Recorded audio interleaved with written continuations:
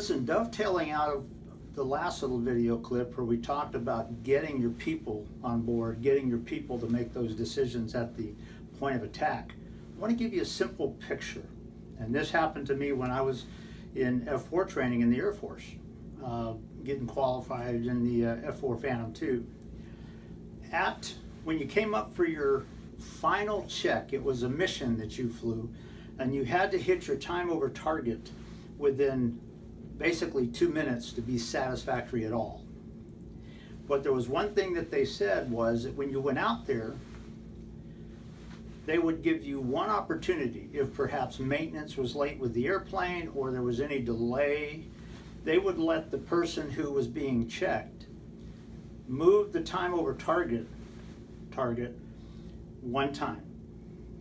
And most people would do that if there was a delay, because if you were outside of 2 minutes of that, you failed. If it was 2 minutes and 3 seconds, you failed. And nobody wanted to do that. Well, I got out there for mine, and the check pilot, who was in the airplane with me, we had a little bit of a maintenance delay. They had to come in and do a little bit of a hydraulic thing, and he looked at me and he said, "Lieutenant, do you want to move your time?" And I took a real quick glance at my low-level chart that I had in my flight suit.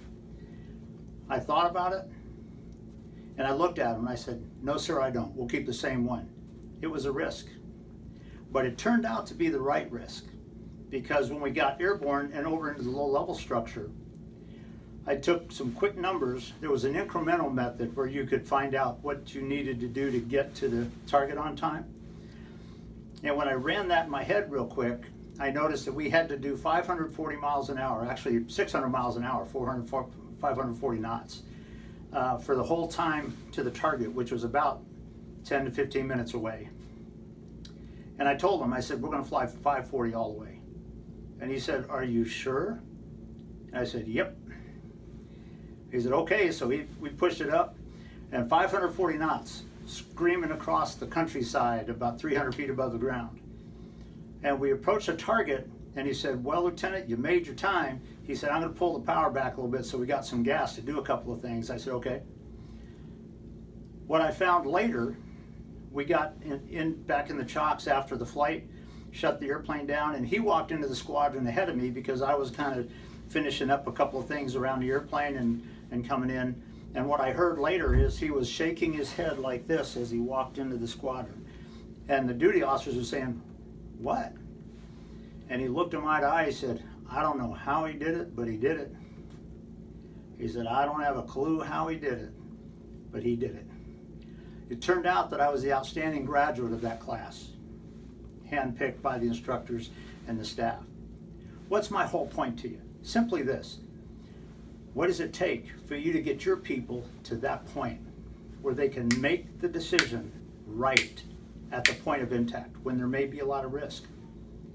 How do you get your people developed so that they can see some of the factors involved and make the right call to achieve excellent and radical results? That's critical in a changing environment. When you're talking about flying fighters in a potentially combat arena, there may be no more rapidly changing environment than that, because there's a whole ton of things that could happen to change it. So I'd simply offer you this: a true leader gets the best out of their people, helps to develop their people so they can make those choices at the point of attack and make them right and make them successful. So what's it going to take for you to instill the confidence in your people to be able to do that?